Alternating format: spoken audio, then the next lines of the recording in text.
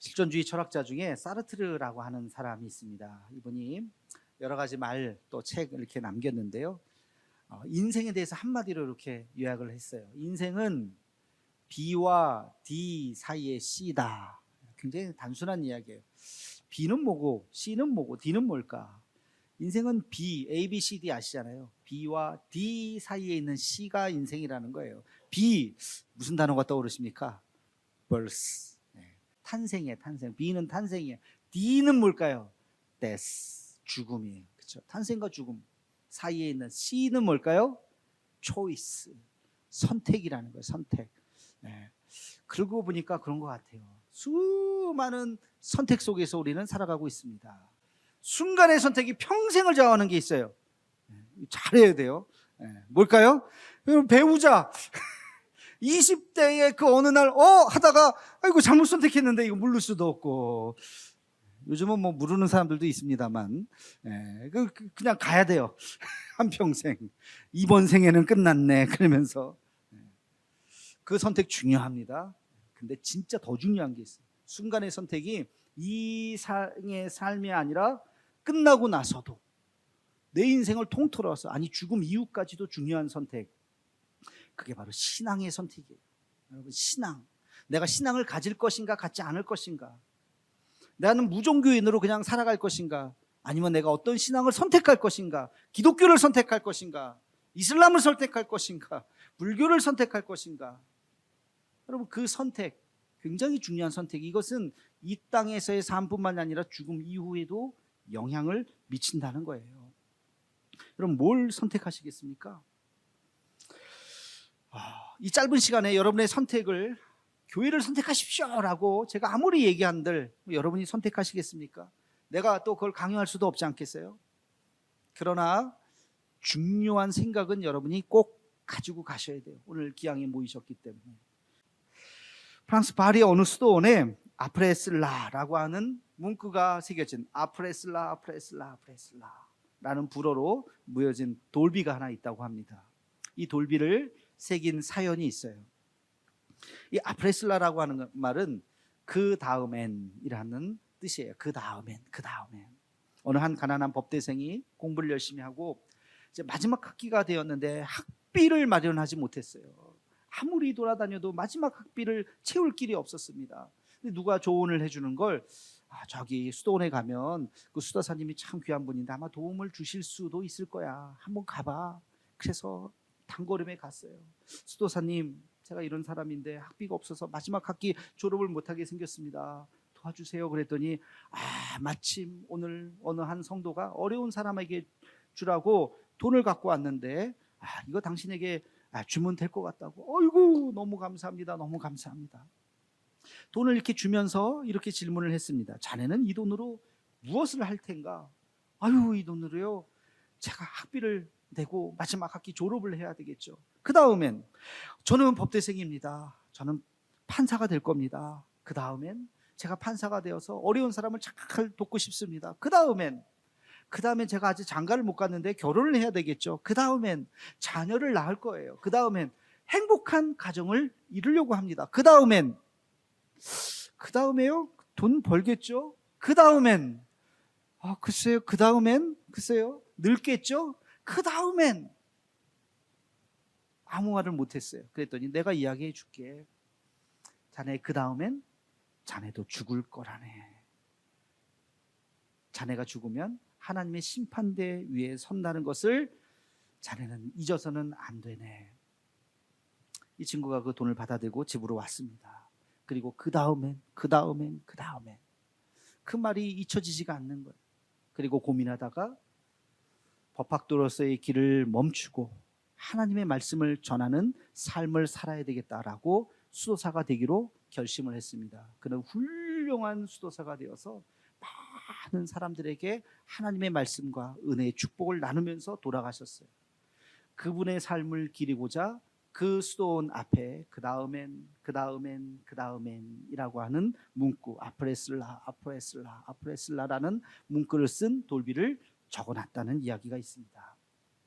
제가 여러분들에게 똑같은 질문을 한번 드리고 싶어요. 그 다음엔 뭐 하세요? 그 다음에 열심히 또 뭐 살면서 생활을 해야죠. 그 다음엔 나이 먹겠죠. 새해를 또 맞이하면서 한 살 또 먹죠. 그 다음엔 우리도 결국엔 죽어요. 지난주에 소식 들으셨죠? 국민 배우라고 일컬어지는 김수미. 저도 참 좋아했던 탤런트였는데 아마 대한민국 사람들 다 좋아했을 거예요, 그죠? 갑자기 돌아가셨어요. 그 나이가 보니까 75. 야, 75이면 옛날에는 아이고 뭐 살 만큼 살았네 할 나이인데 요즘에는 75에 가면 어때요? 너무 젊게 갔네. 너무 일찍 갔네. 75에 가셨어요. 또 그분이 마지막에 예수님 믿고 유튜브에 찾아보면요, 많은 교회들을 돌아다니면서 한 2, 3년 동안 간증 집회하셨어요. 처음 믿은 그 하나님 믿으니까 너무 좋다고 그러면서 많은 교회에 이렇게 간증 집회 다니시다가 돌아가셔서 그게 저는 그래도 위로가 돼요. 아이고 그래, 예수님 잘 믿고 돌아가셨구나.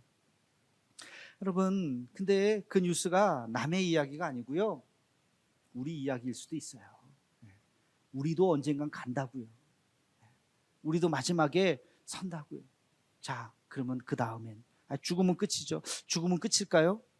그 다음엔 성경은 분명히 그 다음이 있다고 이야기하고 있습니다. 오늘 여러분은 그 갈림길에 쓰셨어요. 오늘 말씀의 제목이 그래서 제가 두 갈래 길이라고 정했습니다. 두 갈래 길 앞에 쓴 거예요. 무엇을 선택하시겠습니까? 하나님이 있다고 하는 그 일을 선택하시겠습니까? 하나님이 어디 있어? 그냥 나야 인생 내 마음대로 사는 거지 하는 그 길을 선택하시겠습니까? 어떤 길이 더 좋아 보이시나요?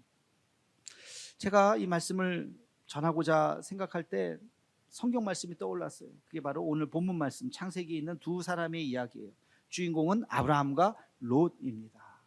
아브라함은 들어보셨을 거예요. 그의 조카 롯이 있어요. 아들 아버지 관계가 아니에요. 아브라함에게는 그때까지만 하더라도 자식이 없었어요.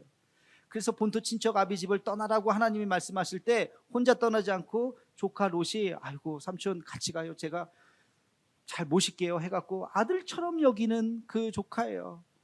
그의 가족도 있었지만 그들이 함께 같이 먼 길 떠나서 산전수전 겪으면서 어려움을 잘 이겨냈던 가족, 내 사랑하는 아들 같은 롯. 근데 어느덧 그 가족들이 다 커가지고 그 롯의 그 종들도 있고 자기의 종들도 있고 자꾸 부딪히는 거예요. 뭐 그렇게 싸움이 일어나요. 분쟁이 일어나요. 안 되겠다. 롯을 불렀어요. 롯아, 이제는 우리가 분가를 해야 될 때가 됐다. 안타깝지만 너는 너의 길을 가고 나는 나의 길을 가야 되겠다. 아이고 삼촌 어떻게 해요? 괜찮아. 우리 서로 각자 갈 길을 가자. 자, 이제 길을 선택해라. 이쪽 길과 이쪽 길이 있다. 네가 이쪽을 선택하면 내가 이쪽으로 가고 네가 이쪽으로 선택하면 내가 이쪽으로 가겠다. 너가 먼저 선택해라. 아유 삼촌이 먼저 해야지. 아니야 괜찮아. 너가 먼저 선택해. 자, 우리 한번 그 말씀을 한번 읽어보도록 하겠습니다. 창세기 13장 9절 말씀입니다. 함께 읽겠습니다. 시작. 내 앞에 온 땅이 있지 아니하냐. 나를 떠나가라. 내가 좌하면 나는 우하고 내가 우하면 나는 좌하리라. 아멘. 자, 이렇게 딱 보니까 딱 보여요. 이건 누구든지 이쪽은 좋은 땅이 이쪽은 안 좋은 땅인데 쓱 어떡하지 하는데 뒤에서 여보 여보 이쪽이죠. 그래서 삼촌 죄송한데 제가 이쪽으로 괜찮아 그쪽으로 가. 그 땅이 어떤 땅이냐, 우리 10절 말씀을 함께 같이 읽겠습니다. 시작. 이에 롯이 눈을 들어 요단 지역을 바라본 즉 소알까지 온 땅에 물이 넉넉하니 여호와께서 소돔과 고모라를 멸하시기 전이었으므로 여호와의 동산 같고 애굽 땅과 같았더라. 아멘. 물이 넉넉했어요. 지금도 물 있는 지역이 좋은 도시예요, 그죠? 우리 포항도 얼마나 좋아요. 형산강이 쫙 있고 서울도 한강이 딱 있고 물이 있어야 돼요. 근데 거기 보니까 여호와의 동산 같았다. 여호와의라고 하는 단어는요, 이게 형용사로 쓰일 땐 최상급이에요. 비교급 최고예요. 가장 최고인 거. 우리는 뭐라고 얘기하나? 대박 이렇게 얘기하나요? 하여튼 그게 바로 여호와예요. 여호와의 동산 같았다. 이것은 에덴 동산 같은 거예요. 모든 것이. 그리고 그 다음에 보니까 도시가 건설돼 있어. 마을 정도가 아니라 도시가 화려한 땅이에요. 이건 누가 봐도 저쪽으로 가야 되는데. 죄송한데 이쪽 그래 가 괜찮아. 롯은 그쪽 땅을 선택했습니다. 그리고 아브라함이 어쩔 수 없이 가야 되는 그 땅은요, 성경에 보니까 만물의 상수리 숲풀이라고 그랬어요. 한마디로 거기는 광야예요. 광야. 숲은 숲풀이라고 하는 거, 풀떼기가 그냥 있는 거예요. 유목 시절에 거기 푸른 초장이 있어야 돼. 그런 것도 없어요. 그냥 척박한 땅입니다. 그럼에도 불구하고 글로 갔던 거예요. 하나님께서 아브라함의 마음을 아시고 그에게 이렇게 위로해 주셨습니다. 우리 14절에서 16절 말씀을 함께 같이 읽겠습니다. 시작. 롯이 아브라함을 떠난 후에 여호와께서 아브라함에게 이르시되 너는 눈을 들어 너 있는 곳에서 북쪽과 남쪽 그리고 동쪽과 서쪽을 바라보라. 보이는 땅을 내가 너와 내 자손에게 주리니 영원히 이르리라. 내가 내 자손이 땅에 티끌 같게 하리니 사람이 땅에 티끌을 능히 셀 수 있을진데 내 자손도 세리라. 아멘. 너 지금 자식 없지? 그러나 내가 너에게 자식을 줄 거야. 한 명이 아니라 정말 셀 수 없을 만큼, 땅에 티끌 만큼, 사막에 모래알 만큼, 하늘의 별과 만큼 너에게 그런 자손을 줄 거야. 너가 보는 모든 땅 정말 풍성하게 네가 더 이상 만족하지 못할 만큼 큰 은혜를 너에게 줄게. 내가 너와 함께 할 거야. 걱정하지 마라 하고 아브라함을 위로하셨어요. 여러분, 그렇게 해서 아브라함과 롯은 서로 헤어지게 되었습니다. 자, 그 다음 스토리가 어떻게 될까요? 여러분, 그 다음 장 바로 14장에 가면 그 롯이 갔었던 그 화려한 땅, 좋아 보이는 그 땅에 사람 눈은 똑같잖아요. 다 좋아 보이잖아요. 그러니까 거기에 적국이 그냥 침입해 들어왔어요. 전쟁이 일어났어요. 네, 롯은 자기 가족들 다 잃어버리고 재산 다 잃어버렸어요. 네, 거기 괜히 갔다가 전쟁이 일어난 거예요. 그리고 창세기 19장에 가니까 그 소돔과 고모라, 많이 들어보셨죠? 하늘에서 불과 유황으로 완전히 진멸하셨어요. 왜? 죄악이 관영한 땅이었기 때문에. 그 땅에 사람들이 얼마나 죄를 지었는지 하나님이 도저히 쳐다볼 수 없는 땅, 이대로 놔뒀다가는 안 되겠다 해서 하나님께서 그 땅을 심판했습니다. 롯은 겨우 자기 목숨만 겨우 살았어요. 여러분, 겉으로는 화려해 보이고 겉으로는 대단히 좋아 보이는 환상의 땅이었는데 환상이 아니었어요. 환락의 땅이었지. 여러분, 그 땅은 번영의 땅이 아니었습니다. 심판의 땅이 되었던 것입니다. 반면에 아브라함은 척박한 땅이었지만 하나님께서 그 땅에 복을 주셨습니다. 아브라함이 나중에 복의 근원이 되잖아요. 얼마나 큰 축복을 받았는지. 저는 여러분에게 이 이야기를 들려드리면서 여러분 앞에도 두 갈래의 길이 있다고 은유적으로 말씀드리고 싶어요. 첫째 길은 세상의 길이에요. 화려합니다. 돈만 있으면 다 할 수 있어요. 그렇죠? 돈만 있으면 모든 게, 권력이며 모든 걸 다 줄 수 있을 것 같아요. 즐거움이 있고요, 쾌락이 있고요, 내 마음대로 할 수 있는 내 인생, 그 앞길이 쫙 펼쳐져 있습니다. 좋아 보이시나요? 그 끝이 어디가 뭐가 될까? 또 하나의 길이 있어요. 그것은 신앙의 길이에요. 아브라함이 선택한 것처럼 광야 같은 길이에요. 형편없어요. 사람들이 가끔 그런 이야기 하더라고. 아유, 교회 다니는 사람들은 무슨 재미로 사나? 술도 안 먹고, 그리고 뭐 술 담배도 안 하고 맨날 교회 모여가지고 맨날 뭐 이렇게 주여 주여 하면서 무슨 재미로 사나? 세상 사람들 그렇게 가끔 이야기하시더라고요. 재미없는 것 같죠? 재미없을까요? 재밌어요. 나름대로 들어와 보세요. 여러분, 저도 과거에 어느 순간 이 두 갈래 길의 앞에 섰어요. 깊은 고민을 했습니다. 어느 쪽? 이쪽인가? 이쪽이 맞는 것 같은데 아니야. 이쪽인가? 이쪽이 맞는 것 같은데 그것도 아니야. 그러다가 어느 날 결정했어요. 그래, 하나님 계시다. 이쪽을 선택하자. 내 인생은 완전히 달랐어요. 그렇게 37년이 지났어요. 제가 여러분 앞에 이렇게 서 있잖아요. 저는 단 한 번도 후회한 적이 없어요. 그 선택에 대해서 단 한 번도 다시 내가 그때로 돌아갔으면 그렇게 생각한 적이 없어요. 얼마나 기쁘고 감사한지. 제가 지금부터 짧은 시간 동안 여러분들에게 교회는 왜 나가야 되는지, 왜 그렇게 예수님을 이야기하는지, 과연 복음이라고 하는 것이 무엇인지를 제가 성경 말씀을 찾아가면서 한번 말씀을 드리겠습니다. 처음 들으신 분들도 있고 이미 아시는 분들도 있겠지만 다시 한번 잘 생각해 보시기 바랍니다. 자, 하나님이요, 인간을 만드셨어요. 성경 이야기입니다. 하나님의 형상대로, 하나님의 모습대로 만들었어요. 창세기 1장 27절 말씀을 함께 읽겠습니다. 시작. 하나님이 자기 형상 곧 하나님의 형상대로 사람을 창조하시되 남자와 여자를 창조하시고. 아멘. 그렇게 해서 하나님께서 에덴 동산에서 너무 보시기에 좋았더라 그랬어요. 근데 이거 하나만 하지 마라 라고 하는 그 선악과를 인간이, 아담이 그것을 먹음으로써 죄를 지었어요. 그것이 죄의 뿌리가 되었어요. 그래서 아담은 에덴 동산에서 쫓겨났습니다.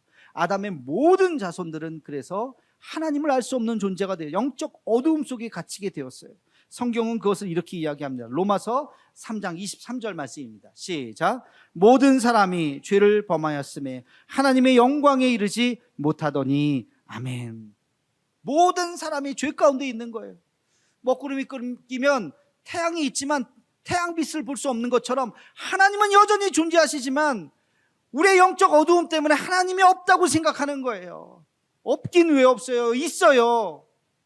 여러분, 저기 남태평양의 어느 나라 안 가보신 분들 대부분 있을 텐데, 저도 안 가봤는데 내가 안 가봤다고 그 땅이 없나요? 있어요. 엄연히 있어요. 안 가봤다고 없는 게 아니에요.